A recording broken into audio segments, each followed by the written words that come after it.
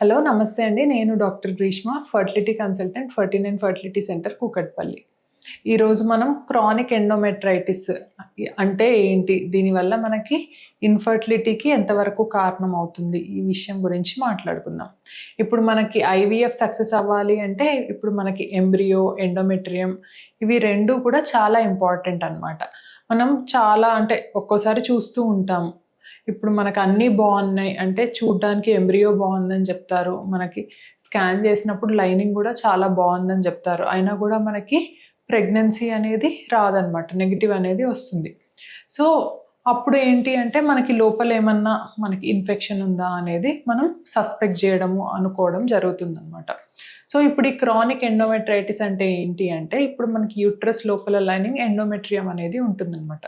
అది లోపల కొంచెం ఇన్ఫ్లమేషన్ లాగా అట్లా ఉంటే మనం ఎండోమెట్రైటిస్ అని అంటాం అనమాట. దీనివల్ల మనకి సిమ్టమ్స్ ఏమన్నా ఉంటాయా? ఎండోమెట్రైటిస్ వల్ల మనకి ఏమన్నా ఇర్రెగ్యులర్ బ్లీడింగ్ కానీ, కడుపులో నొప్పి కానీ, వేరే ఏ ప్రాబ్లం ఇట్లా మనకి ఏది కనిపించదు అనమాట బయటికి. సో మరి అది ఎలా తెలుస్తుంది అంటే ఇట్లాంటి ప్రాబ్లం ఉన్నట్టు? సో ఇది స్కాన్లో కానీ మనకి ట్యూబ్ టెస్ట్లో కానీ ఎప్పుడు కానీ మనకి బయట పడదనమాట, లోపల పొర అనేది కొంచెం ఇన్ఫెక్షన్ ఉన్నది అని. మరి అసలు ఎందుకు వస్తుంది? అన్నీ బాగానే ఉన్నా అంటే ఇప్పుడు మనకి ఏంటి అంటే వెజైనా లోపల గుడ్ బ్యాక్టీరియా అనేది ఉంటుంది, బ్యాడ్ బ్యాక్టీరియా అనేది ఉంటుంది అనమాట. ఈ బ్యాక్టీరియా అనేది మనకి కొంచెం ఈ బ్యాడ్ బ్యాక్టీరియా వల్ల కొంచెం అది లోపల యూట్రస్లో వెళ్ళి దానివల్ల కూడా మనకి ఇట్లా ఇన్ఫెక్షన్ అనేది రావచ్చు అనమాట.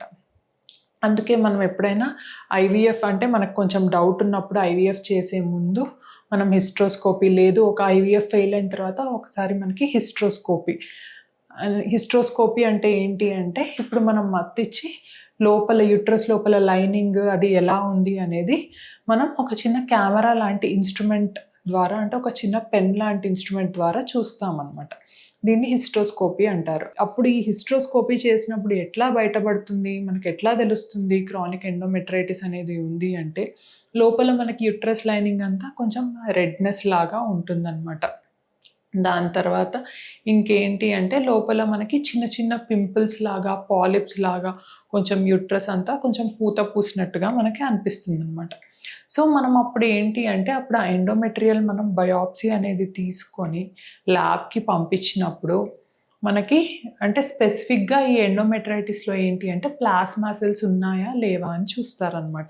ఈ ప్లాస్మా సెల్స్ అనేవి అంటే ఈ ఇన్ఫెక్షన్లో మనకి కనిపిస్తాయి అన్నమాట. ప్లాస్మా సెల్స్ ఉంటే ఇన్ఫెక్షన్ అనేది ఉన్నట్టు అనమాట. సో అది ఎంత ఎక్కువ ఉంటే మనకి ఇన్ఫెక్షన్ అంతా ఉన్నట్టు. సో దీనికి ప్లాస్మా సెల్స్ కనిపించడానికి కూడా మనకి సెపరేట్గా స్టెయినింగ్ అనేది ఉంటుందన్నమాట, CD138 స్టెయినింగ్ అనేది.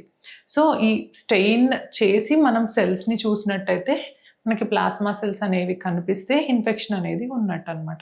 సో ఈ రకంగా మనకి లోపల అంటే మనకి హిస్ట్రోస్కోపీ చేసినప్పుడు లోపల చూసినప్పుడు ఆ తర్వాత మనం బయాప్సీ తీసినప్పుడు అప్పుడు మనకి క్లారిటీగా తెలుస్తుంది అనమాట ఇన్ఫెక్షన్ అనేది ఉంది లేదు అని చెప్పేసి. దాని తర్వాత మరి ఇప్పుడు ఇట్లా ఇన్ఫెక్షన్ ఉంది అని బయటపడింది. మరి దానికి ట్రీట్మెంట్ అంటే ఇప్పుడు మనకి ఇన్ఫెక్షన్ ఉంది అన్నప్పుడు మనం యాంటీబయాటిక్ కోర్స్ అనేది ఇవ్వడం జరుగుతుంది అనమాట. సో మనం యూజువల్గా ఏంటి అంటే ఎండోమెట్రైటిస్ పేషెంట్స్కి అంటే ఇన్ఫెక్షన్ ఉన్న వాళ్ళకి మనం డాక్సీసైక్లిన్, ఇది మెట్రోనిడజోల్ యాంటీబయాటిక్ కోర్స్ అనేది ఇస్తామన్నమాట ఒక 2 వారాలు. సో దీని తర్వాత కూడా మనం ఏం చేస్తాము అంటే యాంటీబయాటిక్ కోర్స్ ఇచ్చిన తర్వాత కూడా మరి అది ఇన్ఫెక్షన్ అనేది తగ్గిందా లేదా అనేది మళ్ళీ ఇంకో రిపీట్ బయాప్సీ అనమాట.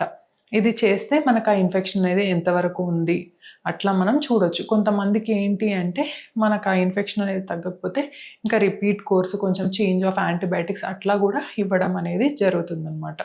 సో మనకి ఇట్లా ఎండోమెట్రైటిస్ ఉన్నప్పుడు ఆ ఇన్ఫెక్షన్ని మనం ఒక యాంటీబయాటిక్ కోర్స్ ద్వారా మనం చూసుకొని అంటే దాన్ని క్లియర్ చేసుకొని ఆ తర్వాత నెక్స్ట్ కానీ మనం ప్రెగ్నెన్సీకి కానీ ఎంబ్రియో ట్రాన్స్ఫర్కి కానీ ప్లాన్ చేసుకుంటే మనకి సక్సెస్ అనేది ఉంటుంది. థ్యాంక్ యూ అండి.